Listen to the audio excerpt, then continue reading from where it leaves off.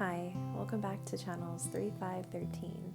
This is channel 5, episode 1. We're going to talk about some of the times when you feel like you can't get out of bed, perhaps because of a chronic illness or a chronic injury, or perhaps depression or severe anxiety, whatever the case might be, the time when you really think when you first wake up, I just can't get out of bed. So we're going to have a conversation about that. So to begin, I am not a licensed therapist.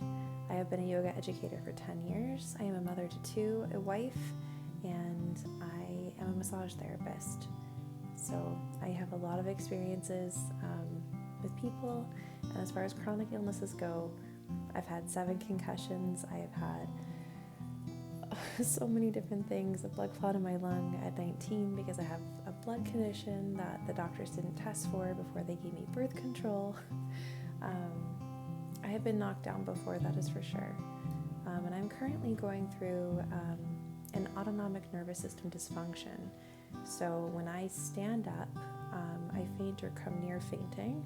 When I stay standing, this doesn't necessarily improve. I get very dizzy, and all of a sudden my heart rate will spike, my blood pressure will drop, and alongside of migraines and feeling very dizzy and short of breath and a lot of stuff right now. So I'm currently waiting 12 to 15 months to see a specialist, and I can tell you for sure that chronic illness is not easy. It's not pretty. It's debilitating. It feels as though your life is literally ripped upside down.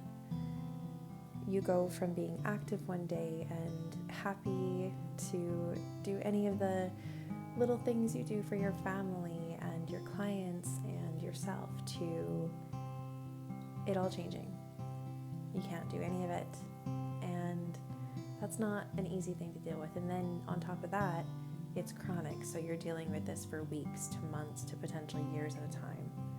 And to continuously get out of bed with limitations from your illness or injuries, it can really eat you in not a good way. It's not good. So if you're there right now, I'm really sorry. Know that things do change, and that as low as that you might feel right now, it is not going to last forever, okay? Now, how can we make ourselves feel better? So from personal experience, how I get out of bed, literally knowing that I could faint the second I get up, especially in the morning after I've been lying down all night. I find that the first thing in the morning is actually the worst part for me. So as far as my old schedule goes, where I was jetting out of bed to get the kids ready and jetting out of bed to get my house clean because I own a business in my home, that can't happen anymore, at least currently. Week 4, I've been resting and unable to do this. So it takes me a good 2 hours to be able to get out of bed comfortably without feeling like I'm going to faint. I slowly ease up and I can get up and down, but when I do stand up, say to go to the restroom, I'm faint again. So for me, as I slowly make my way up, I consider parts about my day that I'm excited about. I love my morning coffee, so I get really excited thinking about that. I really thrive on the little silver linings, the things about your day that light you up. My son and my daughter, obviously we're human beings, so we always, we go through the roller coaster throughout the day of emotions and stuff like that, but when we're all at the same point, I'm ADHD, my daughter is ADHD as well. My son is not diagnosed, and I'm not sure, but regardless, he's very silly with us when we are in our very hyper and happy moments of the day, when we are just, music's going and we're happy, and this usually happens at least once throughout the day if we're all in the same mood, and it's something I really enjoy in the morning.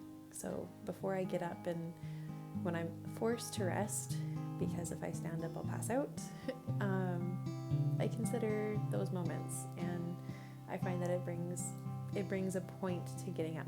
That's not just I'm gonna fall down or I can't do much throughout my day because I'm sick anyway, so what's the point? It's for those silver linings. Get that coffee, get those laughs in.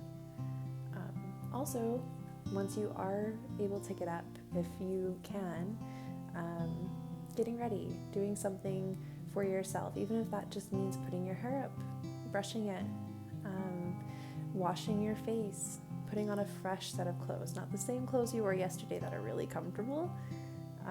All of those they help you to feel as though you can accomplish more things throughout the day, and they give you a little bit of dopamine, which is something that I struggle with having ADHD. So, and as I've got a heart issue, it can't be regulated right now. So this is random and everything like that. That's a part of why I do not plan out these conversations, because that gives me anxiety. I think of a base to talk about, and that's what we're gonna go from.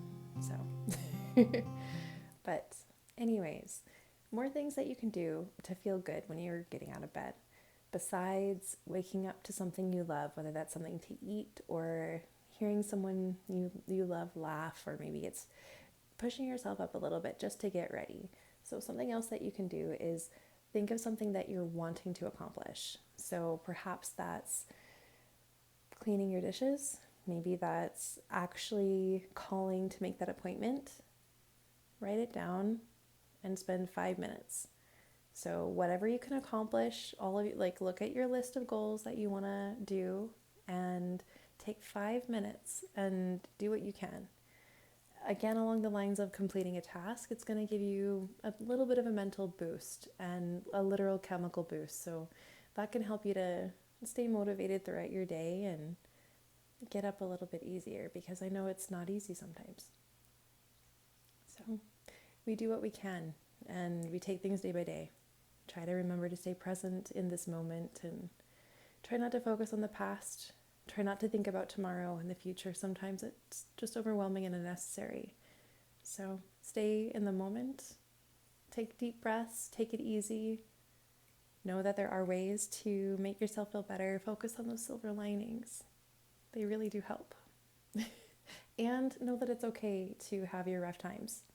It's okay to not get out of bed and to cry, if that's where you're at. But just remember again, the bad parts will pass, okay? And know that you can make it through it too. All right. Remember to like and subscribe and share with your friends. And until next time, have a good night.